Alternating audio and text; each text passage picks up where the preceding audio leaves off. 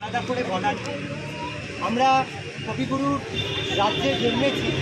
আমরা কিন্তু কবিগুরুর একটা লাইন আমার খুব মনে পড়ে, আমরা ভয় করব না, ভয় করব না দুবেলা মরার আগে। কিন্তু আমরা প্রত্যেকেই কোথাও একটা ভয়।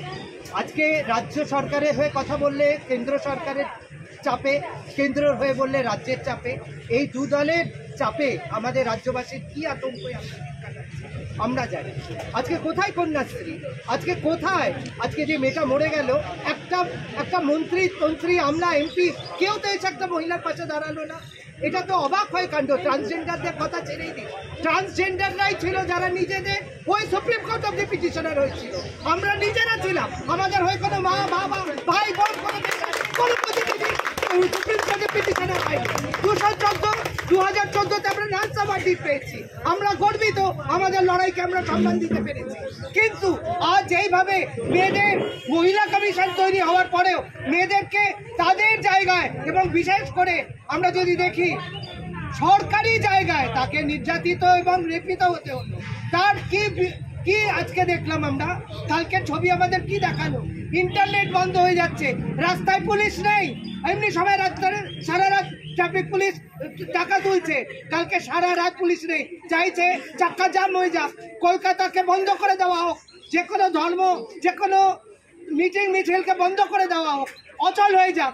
এই তো। আর সেই সময় যদি কোনো মেয়ে আবার ঘটনা ঘটতো তাহলে কোথায় তারা ফোন করতো?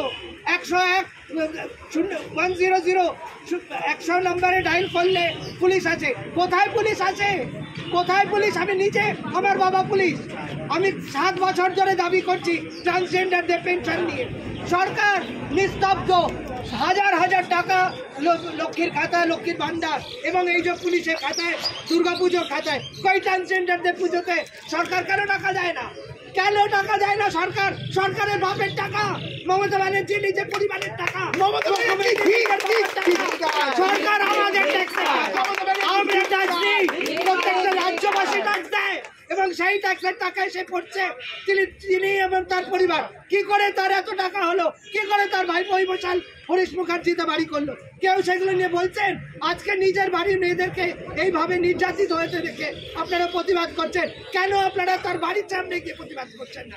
সবাই মিলে যেটা ট্রান্সজেন্ডাররা করতে পারে, আমরা যা বলি সামনে বলি, আমাদের কোনো ভয় নেই। আমাদের আবার কিসের ভয়? কিসের ভয়? আমাদের মা বাবা সমাজ সব দিক থেকে তো আমাদের বঞ্চিত।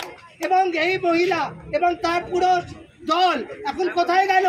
কোথায় গেল? একটা মেয়ের জন্য একটু চোখের জল বের করে না কন্যাশ্রী? এটাই হচ্ছে তার প্রকল্প, এটাই তার দেশ, এটাই তার রাজ্য। সে রাজ্যের মুখ্যমন্ত্রী, সে বিজেপির মুখ্যমন্ত্রী হবে না, সে সিপিএম এর নয়, সে সবারই মুখ্যমন্ত্রী। সে ট্রান্সজেন্ডার মানুষদের মুখ্যমন্ত্রী নয়। আজকে বোর্ড গঠন করে কি করেছে? কিচ্ছু হয়নি সেখানে, নামমাত্র নিজেদের মধ্যে বিভাজন করেছে, আমাদের মধ্যে ঝগড়া লাগিয়ে দিয়েছে। সব জায়গায় ঝগড়া, কিছু হলে ও মাওবাদী, ও সিপিএম, ও বিজেপি, এই করে করে বিভেদ করেছে, ভাই ভাই বোনে বোনে ঝগড়া লাগিয়েছে। আর পুলিশ তার রীতিমতো তার পায়ের মানে দশদাসের মতন পা টেপেছে। আমি খুব উত্তেজিত হয়ে যাই, আমার শরীরের অবস্থা ভালো না। কিন্তু আজকে যে মেয়েটার ঘটনা ঘটলো, আমরা এই প্রতিবাদই করতে পারি, আর কি করতে পারি? কিন্তু প্রতিবাদের মতন করতে হবে, যাতে এই সরকারকে ফেলতে হবে। যে সরকারই আসুক সে জনগণের কথা ভাববে, নারী স্বাধীনতার কথা ভাববে। নিজে একজন নারী হয়ে এত নারীর চোখের জল কালকে যেইভাবে আরও ঘটনা করতে পারবে, রাস্তায় অনেক মেয়েরা কালকে লাঞ্ছিত হতে পারবে। কি করলো সরকার? চুপ হয়ে গেল, চুপ। কালকে কন্যাশ্রী নিয়ে প্রোগ্রাম হচ্ছে, বিশাল ভালো। কিছু বললেই তখন আমরা বিজেপি হয়ে যাব, মাওবাদী হয়ে যাব, সিপিএম হয়ে যাব। আমরা কি মানুষের নিজেদের অধিকারের কথা বলতে পারি এই রাজ্যে বসে?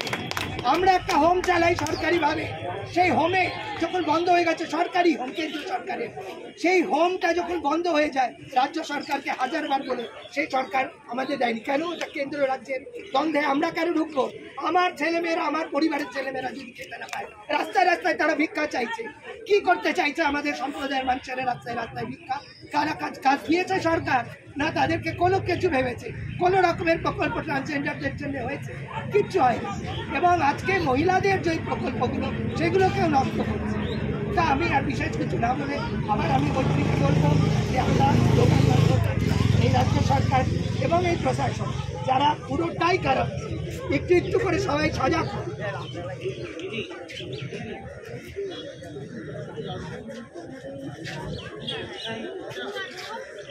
স্বৈরাচারী মমতার সরকার আর নেই দরকার, এই স্বৈরাচারী মমতার সরকার আর নেই দরকার, দর্শক লালন করা মমতার সরকার আর নেই দরকার, শোষণ করা মমতার সরকার আর নেই দরকার, সারা বাংলার প্রতিবাদের লাল আগুনে তিলোত্তমার ধর্ষকরা দাউ দাউ চলছে চলছে চলবে, সারা বাংলার প্রতিবাদের লাল আগুনে তিলোত্তমার ধর্ষকরা দাউ দাউ চলছে চলছে চলবে, সারা বাংলার প্রতিবাদের লাল আগুনে তিলোত্তমার ধর্ষকরা দাউ দাউ চলছে চলছে চলবে, দাউ দাউ চলছে চলবে, দাউ দাউ চলছে চলছে চলবে, দাউ দাউ চলছে চলছে চলবে, প্রতিবাদ চলছে চলছে চলবে, প্রতিবাদ চলছে চলছে চলবে, আন্দোলন চলছে চলছে চলবে, আন্দোলন চলছে চলছে চলবে, রক্তেরই বন্যায় দুয়ে গেছে অন্যায়, রক্তেরই বন্যায় দুয়ে গেছে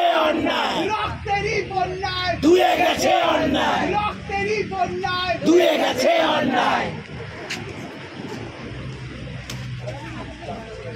আমরা সাথী আমরা একদম অনুষ্ঠানের শেষ পর্বে এসে পৌঁছেছি। আমরা বিশ্বাস করি সেই কবির কথায় আয় আরো বেঁধে বেঁধে থাকি, কারণ we all know poetry is the highest form of human endeavour. সংস্কৃতি মানুষকে ইন্টিগ্রেট করে, আরো কাছে নিয়ে আসে, তাই আমরা একটি